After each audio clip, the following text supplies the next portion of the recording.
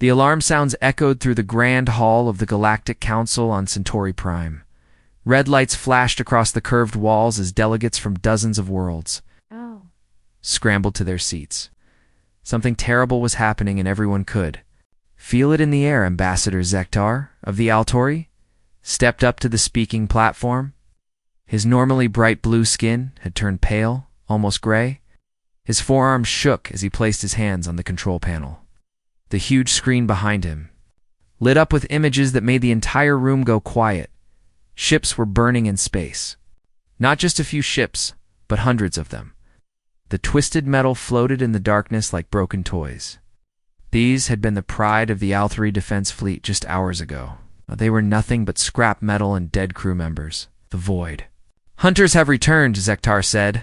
His voice was so quiet that the translation system had to boost it for everyone to hear. "Our home system is under attack. 3 of our colony worlds are gone. Our people are dead or running for their lives." Commander Lisa Brooks sat in the human section of the council chamber. She had seen war before. She had lost friends in battles across the galaxy, but the footage playing on the screen made her stomach turn. Entire cities had been burned to ash. Millions of people had died in just a few hours. The Void Hunters were not like other enemies. They came from the empty space between galaxies, showing up every few hundred years to destroy everything in their path. Their ships were huge and black, looking like they were made from metal and living tissue mixed together. No one knew where they came from or why they killed everything they found. "How many ships do they have?" asked the delegate from the Serac Empire. The reptile creature's yellow eyes were wide with fear. Zektar's shoulders dropped. "Our sensors counted over 12,000 vessels before our monitoring stations went dark. They are heading for our home world. We have maybe 3 days before they arrive." The number hit the room like a bomb. 12,000 ships was more than most species had in their entire military. The Althari had been peaceful traders and explorers. Their defense fleet had maybe 200 ships, and those were built more for rescue work than fighting. "What help can the council provide?" Brooks asked, standing up from her chair. She had worked with the Althari for 20 years. They had shared technology, traded resources, and helped each other explore new worlds. They were good people who had never hurt anyone. The silence that followed her question said everything.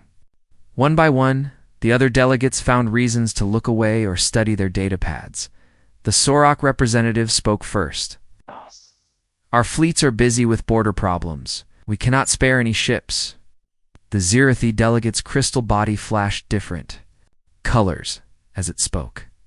"Our weapons are designed for defense only. We have no ships that could fight the Void Hunters." The Kamari delegate, a furry creature that looked like a giant cat, just shook its head. "Our military is too small to make any difference." More excuses followed. The Trilarians were dealing with pirates.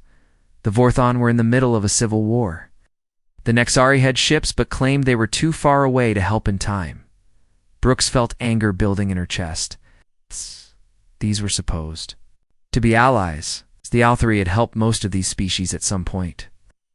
They had shared medical technology that saved millions of lives. They had provided food during famines and sheltered during disasters. Now, when the Althari needed help, everyone was too busy or too scared to act. Zektar watched each delegate refuse to help. His blue skin got paler with each rejection. Behind him, the screen showed more images of destruction. Burning cities, fleeing ships, and the dark shapes of Void Hunter vessels moving through space like sharks through water. "Please, Zektar," said his voice breaking. 37 billion people live in our system. Men, women, and children who have never hurt anyone. They are teachers and doctors and farmers. They write music and paint pictures and take care of their families. In 3 days, they will all be dead unless someone helps us." The room stayed quiet. Even the species that wanted to help knew they could not win against the Void Hunters. Their combined fleets might slow the attack for a few hours, but they could not stop it. The Void Hunters had destroyed civilizations that were much stronger than anything in the current galaxy. Brooks looked around the chamber at all the empty faces. These were supposed to be the leaders of the civilized galaxy, but they were ready To let an entire species die rather than risk their own ships and people. She thought about her own people back on Earth. Humans were still new to the galactic community. They had only been traveling between stars for about 300 years. Most of the other species thought humans were too violent and reckless. They called Earth a death world because of its harsh environment and dangerous life forms. Maybe the other species were right about humans being violent. Right now, Brooks felt like fighting someone. She felt like grabbing these coward delegates and shaking them until they agreed to help. But violence would not save the Althari people. "I need to make a call," Brooks said quietly. She pulled out her quantum communicator and started entering codes for Earth. Zektar looked at her with the first hope he had shown since the meeting started. "Commander Brooks, what can your people do? The human fleet is small compared to the Void Hunter force." Brooks looked at the images of destruction still playing on the screen. She thought about her daughter back on Earth, safe in her school. She thought about all the children on the Althari worlds who would never get to grow up if no one helped them. "Ambassador, my people have a saying," she said. "We do not leave friends behind, ever." She finished entering the codes and waited for the connection to reach Earth. It would take several minutes for the signal to travel across space, but she knew what the answer would be. Humans had never been smart enough to know when they were beaten. They had never been wise enough to avoid a fight they could not win. Sometimes being stupid and stubborn was exactly what the situation needed.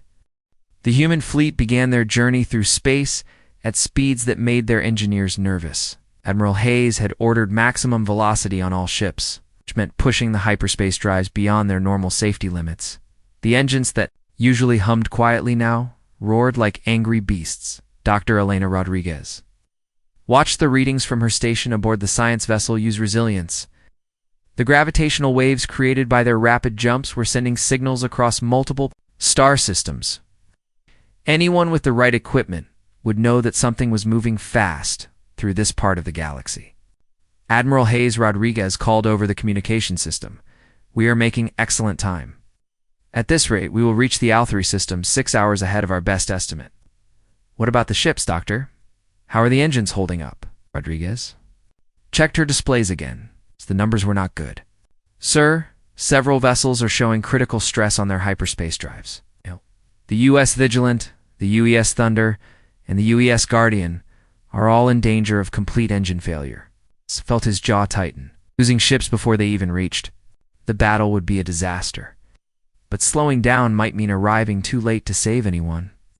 It was the kind of choice that kept military commanders awake at night. "How many ships total are at risk?" 12 vessels, sir. Our drives are showing stress fractures that could lead to total failure. If we keep pushing this hard, we might lose them all." Captain Steve Parker was commanding one of those ships. The EU's Vigilant had served faithfully for 8 years, carrying him through 3 major conflicts. The destroyer was not the biggest or newest ship in the fleet, but it had never let him down. Now its engines were slowly tearing themselves apart. "Engineering, give me a status report," Parker called to his engine room. "Chief Engineer Bobby Clarks." The voice came back over the speaker and he did not sound happy. "Captain, the hyperspace coils are showing microfractures throughout the entire system. We can maybe make 2 more jumps before the whole thing comes apart." Parker stared out at the stars rushing past his bridge windows. 2 more jumps would not get them to the Althari system. But if they slowed down, they might arrive to find nothing but empty space and dead worlds. The decision came from Admiral Hayes a few minutes later. "All ships with engine problems will transfer their crews, weapons, and supplies to functional vessels. We will destroy the damaged ships rather than leave them behind." It was a hard order, but it made sense. 12 ships represented thousands of crew members who could still fight aboard other vessels. More importantly, their weapons and ammunition could be distributed among the remaining ships, Captain. Parker watched as his crew began packing their personal belongings into transport cases. Many of these men and women had served aboard the Vigilant for years. The ship was their home, and now they were being forced to abandon it. "Captain," Chief Clark said quietly, "this feels wrong. Oh. The Vigilant has gotten us through every fight we have ever been in." Parker put his hand on the older man's shoulder. "Bobby, the ship is just metal and circuits. The crew is what matters. We can build another ship, but we cannot replace the people. The crew transfer took 4 hours. Parker was the last person to leave his ship, following the ancient tradition of captains and their vessels. As he stepped aboard the cruiser Use Valor, he watched through the porthole as explosive charges destroyed the Vigilant. The ship that had been his home for 3 years became a brief flash of light in the darkness of space. Similar scenes played out across the fleet. As 11 more ships were abandoned and destroyed, Captain Lisa Grant transferred from the damaged destroyer U.S. Hornet to the battlecruiser U.S. Retribution. Commander Tony Adams moved his crew from the crippled frigate U.S. Lightning to the heavy cruiser U.S. Defiance. Each destroyed ship took with it years of memories and service, but the crews understood why it had to be done. They were racing to save 37 billion lives. Personal feelings had to take second place to the mission. Dr. Rodriguez continued to monitor their progress as the remaining 31 ships pushed even harder through hyperspace. The loss of the damaged vessels had actually improved their overall speed, since the slower ships were no longer holding back the fleet. "Admiral, we are now 8 hours ahead of schedule," she reported. "However, our rapid transit is creating massive gravitational disturbances. Every major power in this part of the galaxy will know we are coming." Hayes considered this information. Surprise had never been part of their plan anyway. The Void Hunters would detect them long before they reached the Althary system. But there might be advantages to announcing their approach. "Doctor, make sure our identity codes are clearly broadcast with our gravitational signature. I want everyone to know that the human fleet is coming to fight." "Sir, that will also tell the Void Hunters exactly how many ships we have and what types they are." "Good. Let them count our ships and think about what that means. Humans do not send small fleets to fights they plan to lose." Meanwhile, word of the human fleet's mission was spreading throughout human space. On Mars, the orbital shipyards began working around the clock to produce additional ammunition and spare parts. On Luna, volunteers were lining up to join support convoys that would follow the fleet. President Sullivan had authorized the release of emergency military reserves. Merchant ships were being fitted with weapons and armor. Civilian crews were receiving crash courses in military operations. The entire human military-industrial complex was mobilizing for war. Admiral Morrison coordinated the effort from her headquarters on Earth. Ships that had been scheduled for maintenance were rushed back into service. Weapons that had been in storage for decades were brought out and tested. Even retired military personnel were volunteering to return to active duty. Mr. President, Morrison reported during their daily briefing, "We will have reinforcements ready to depart within 72 hours. The 2nd and 8th fleets can be ready for combat operations by the end of the week." Sullivan nodded approvingly. "Good. If Admiral Hayes can hold the line long enough, we might be able to turn this into a real fight." "Sir, even with reinforcements, we will still be badly outnumbered." "Kate, we have been outnumbered in every major war we have ever fought. It just makes us work harder." Aboard the UES Defiance, Admiral Hayes felt the familiar calm that came. Before major battles, his ships were ready, his crews were determined, and his enemy was waiting. In 36 hours, they would drop out of hyperspace at the edge of the Althary system and face an enemy that had never been defeated. Hayes had read every report about the Void Hunters that human intelligence had managed to gather. Their technology was superior, their numbers were overwhelming, and their track record was perfect. By every logical measure, the coming battle would be a massacre. But logic had never been humanity's strong point. When faced with impossible odds, humans did not calculate probabilities or consider alternatives. They just fought harder and hoped for the best. It had worked before. Maybe it would work again. The message from Commander Brooks reached Earth during what should have been a quiet Tuesday morning. President Jake Sullivan was drinking his coffee and reading reports about corn production when Admiral Kate Morrison burst through the door of the Oval Office. She did not knock or wait to be announced. Her face was red from running through the halls of the White House.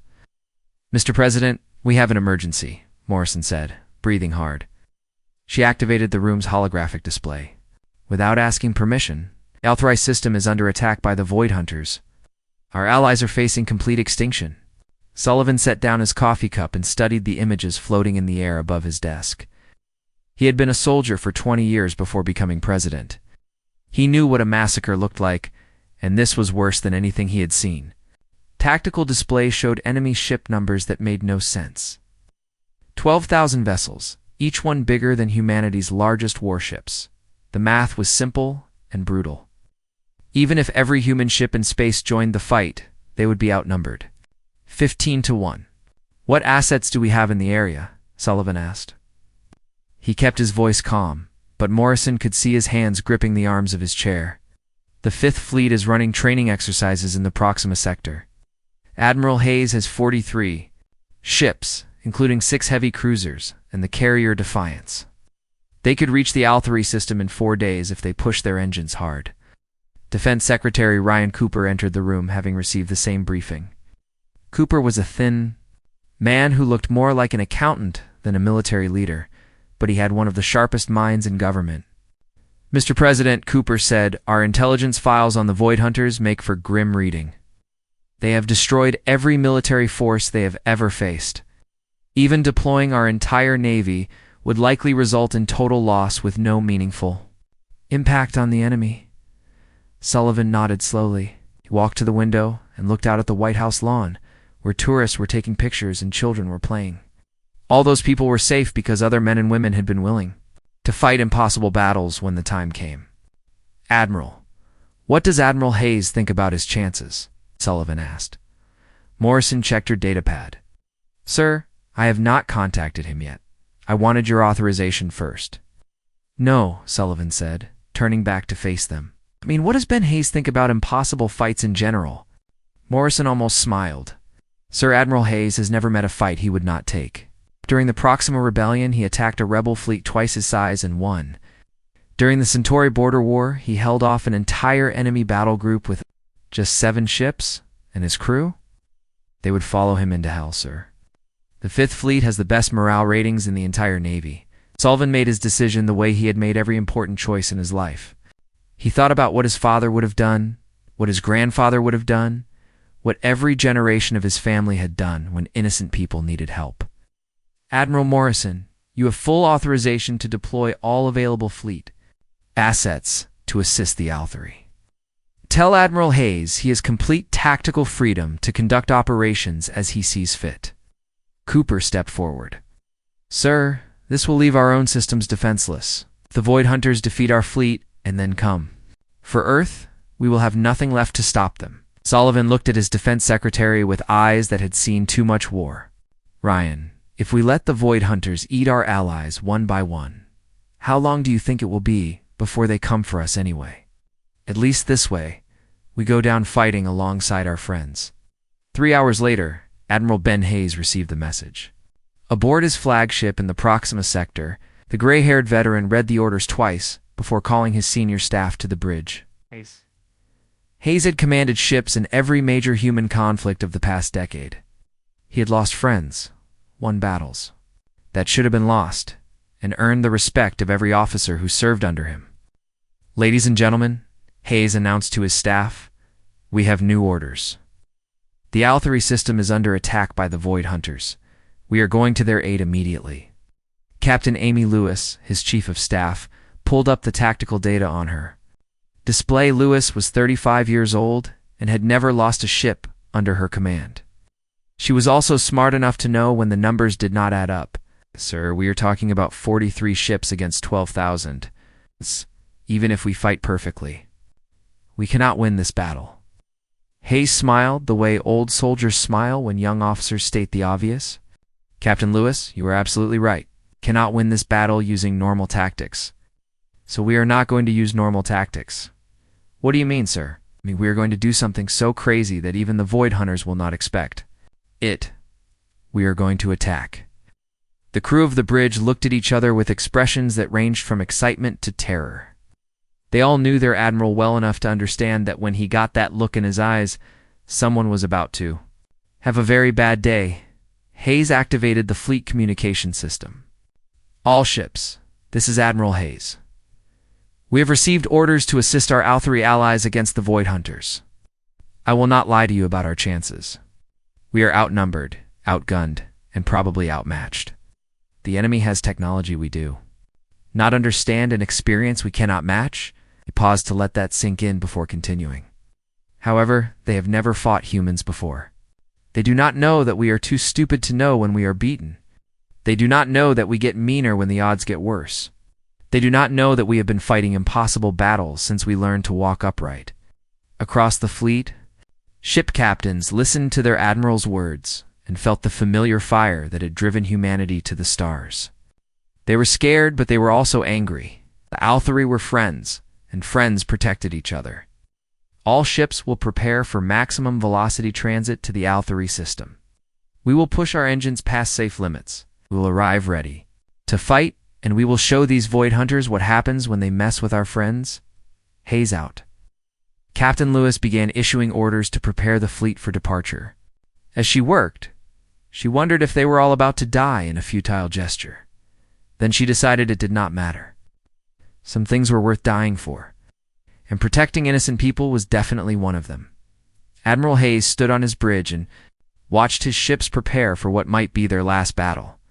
He thought about his wife back on Earth, about the grandchildren he might never see again. Then he thought about 37 billion Althari civilians who were counting on them. The choice was easy.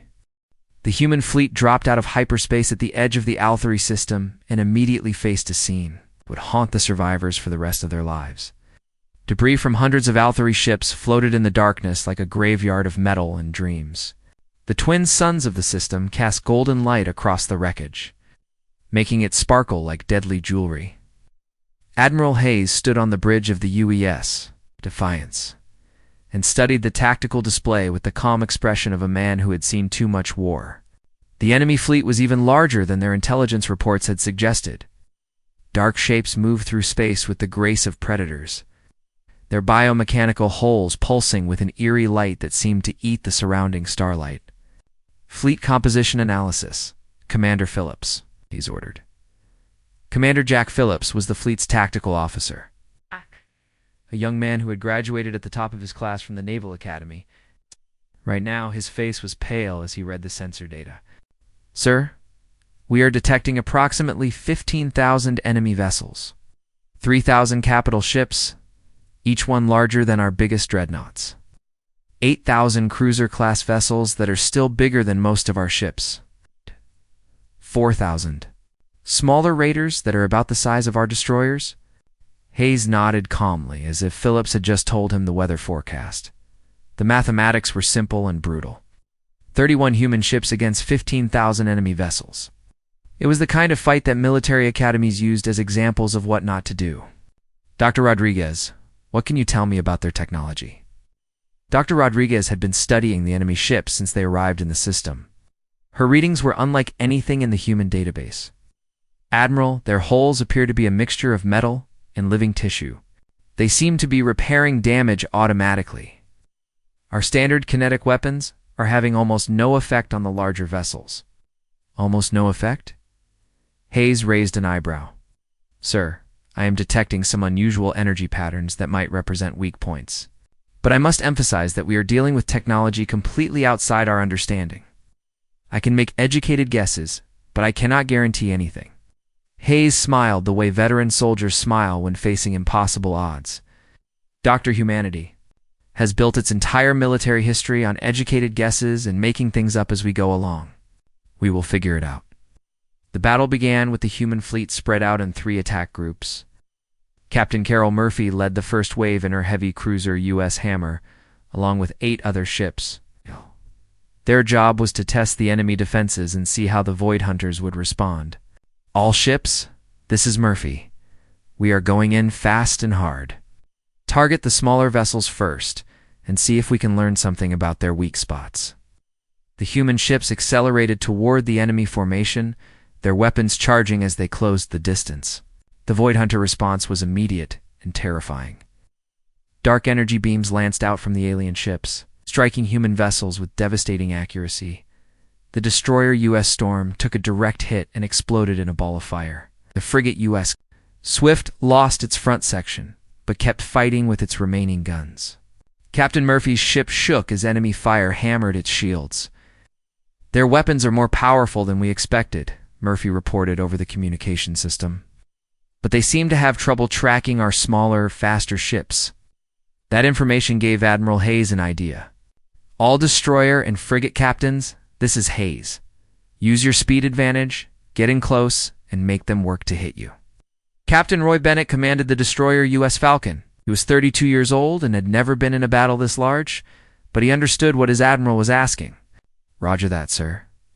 All destroyers follow my lead. We're going to play tag with ships the size of small moons." Ow.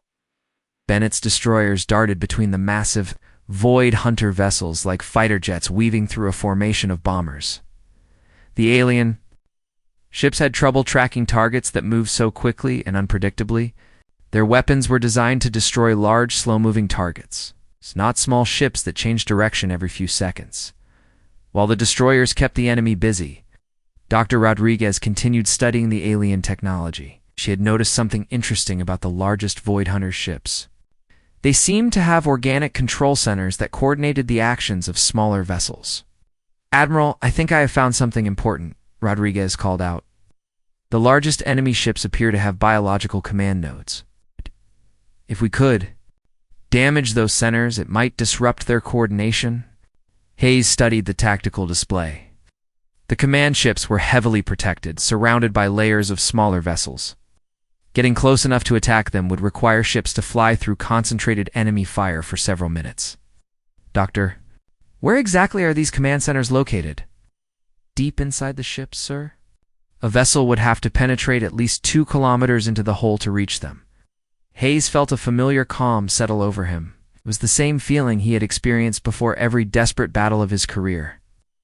The moment when all the planning stopped and instinct took over. "So we would have to get inside their ships to attack these command centers." "Yes, sir. But Admiral, the chances of surviving such an attack would be extremely low." Hayes nodded slowly. "Doctor, if we do not try something desperate, the chances of any of us surviving are 0 anyway." He opened a communication channel to his entire fleet. "All captains, this is Admiral Hayes. Dr. Rodriguez has identified weak points in the enemy command structure. To exploit them, we need to get inside their largest ships and attack their control centers directly." The comm channels were quiet for a moment. Everyone understood what the Admiral was suggesting. It was not a battle plan. It was a suicide mission. Captain Tony Adams of the cruiser U.S. Retribution was the first to respond. "Admiral, are you talking about ramming attacks?" "Not exactly ramming, Captain. I am talking about penetration attacks. We fly inside their ships and detonate our nuclear weapons directly against their command centers." The silence that followed was heavy with understanding. Nuclear weapons detonated inside an enemy ship would definitely destroy the target. They would also vaporize any human ship close enough to deliver them. Captain Lisa Grant of the destroyer U.S. Hornet spoke up next. "Sir, what are our chances of survival after such an attack?" Hayes looked out at the enemy fleet, then at his own ships fighting desperately against impossible odds. Some questions had obvious answers. "Captain Grant, our chances of survival are exactly what they have been since we entered this system. Close to 0. But our chances of taking some of these monsters with us are much better." One by one, his captains acknowledged their understanding. They had known this was a one-way mission from the beginning. Now they were just making it official.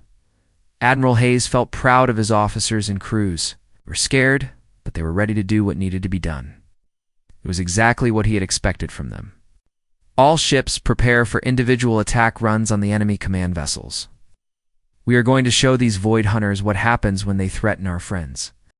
Captain Lisa Grant pushed her destroyer U.S. Hornet through the chaos of battle toward the massive Void Hunter command ship. Enemy fire lit up the darkness around her as she weaved between the alien vessels. Her ship shook with each near miss, but she kept flying forward. 30 seconds to target," Grant announced to her crew over the ship's communication system. Her voice was steady despite the fear she felt in her chest. "Nuclear charges are armed and ready. It has been an honor serving with all of you." Behind her, 11 more human ships were making similar suicide runs. Each captain had picked a different enemy command vessel to attack. They flew through defensive fire that would have destroyed entire fleets in previous wars. But somehow they kept going. The Void Hunter ships had never faced enemies crazy enough to fly directly into their hulls. Their weapons were designed to destroy targets at long range, not to stop small vessels that were actively trying to get closer. The alien gunners struggled to track ships that were moving toward them instead of away. Grant's destroyer reached the massive hangar opening of her target ship. The organic walls around the entrance pulsed and moved like the mouth of some giant beast. She flew her ship into the alien vessel without slowing down, racing through corridors that seemed to shift and change around them. "The walls are moving," her navigator called out. "It's like the ship is alive and trying to trap us." "Keep us on course," Grant ordered. "We just need to reach the command center." The inside of the Void Hunter ship was unlike anything humans had ever seen. The corridors were lined with a substance that looked like metal, but moved like flesh. Strange lights pulsed along the walls in patterns that hurt to look at. The air itself seemed thick and wrong. Grant's ship raced deeper into the alien vessel, following Dr. Rodriguez's readings toward the organic command center. Behind them, the entrance they had used began to close as the ship tried to heal itself. 10 seconds to target," Grant announced. She thought about her family back on Earth, about the children she would never have, about all the things she would never get to do. Then she thought about the 37 billion Althari people who were counting on her. The nuclear explosion that destroyed the command center lit up the inside of the Void Hunter ship like a new sun. The blast ripped through the organic control systems, sending waves of destruction throughout the massive vessel. Without its central brain, thousands of smaller Void Hunter ships suddenly lost coordination. Admiral Hayes watched from his flagship as Grant's sacrifice crippled an entire section of the enemy fleet. One by one, his other captains completed their missions. Each nuclear detonation removed another command ship from the battle, causing more enemy vessels to drift without direction. Captain Tony Adams guided his cruiser U.S. Retribution deep into another command ship. The organic corridors tried to close around his vessel, but he kept pushing forward until he reached his target. His final transmission was simple: "Tell my wife I love her." The explosion that followed destroyed not just the command center, but caused a chain reaction that tore the entire Void Hunter ship apart. Pieces of alien technology scattered across space, some of them still pulsing with that strange dark energy. Captain Roy Bennett flew his destroyer U.S. Falcon into the third largest command ship in the enemy fleet. His ship was damaged and losing power, but he managed to reach the target area before his engines failed completely. "This is Bennett," he called over the radio. "If anyone survives this fight, tell them that the human fleet kept their word. We did not abandon our friends." The nuclear blast that ended Bennett's life also ended the coordination of nearly 2,000 enemy vessels. They began to scatter in different directions, their programming telling them to retreat when their command structure was destroyed. Admiral Hayes saved the largest target for himself. The UES Defiance accelerated toward a massive Void Hunter ship that seemed to coordinate the entire enemy fleet. This vessel was different from the others, older and more complex. If Hayes could destroy it, the remaining enemy forces might lose all central control. "All surviving ships, this is Admiral Hayes," he broadcast on all frequencies. "When word of this battle reaches Earth, tell them that we answered the call. Tell them that when extinction came for the innocent, humans stood up and fought back." Hayes guided his flagship through the defensive fire of a dozen enemy ships. The Defiance took hit after hit, but the old ship kept flying. Hayes had commanded this vessel for 5 years, and it had never let him down. The entrance to the enemy command ship was enormous, big enough for 3 human ships to fly through side by side. Hayes pushed his damaged vessel through the opening and into corridors that seemed to stretch on forever. The organic walls around them pulsed with patterns of light that seemed almost like a heartbeat. This ship was not just alive, it was ancient. Hayes realized he was flying through something that had been destroying civilizations for thousands of years. "Target acquired," his tactical officer reported. "The command center is 2 kilometers ahead." Hayes felt calm as he approached his final target. He thought about his wife Sarah back on Earth, about the grandchildren he would never meet. Then he thought about all the children on Althari worlds who would now have a chance to grow up. the explosion that destroyed the primary Void Hunter command ship was visible from Althari Prime itself. A new star blazed briefly in the darkness before fading away. With their central coordination destroyed, the remaining Void Hunter vessels began to retreat according to their ancient programming. On the surface of Althari Prime, Ambassador Zektar watched the human fleet's victory from the Planetary Defense Center. Of the 31 human ships that had entered the system, only 7 remained operational. They had faced impossible odds and achieved the unthinkable. Open a channel to the surviving human ships, Zektar requested. When the connection was established, his voice carried profound gratitude. Admiral Morrison, on behalf of 37 billion Althari citizens, your sacrifice will never be forgotten. Your people answered our call when no one else would, Admiral Morrison. Now commanding from the damaged cruiser U.S. Determination, responded with typical human understatement. Ambassador, that's what friends do. We look out for each other. In the aftermath of the battle, news of humanity's victory spread throughout the galaxy. The species that had refused to help the Althari now wondered how the Deathworlders had accomplished what was impossible. The answer was simple. When faced with extinction, humans had chosen to fight harder, risk more, and sacrifice everything for their friends. The galaxy would remember this lesson for a very long time.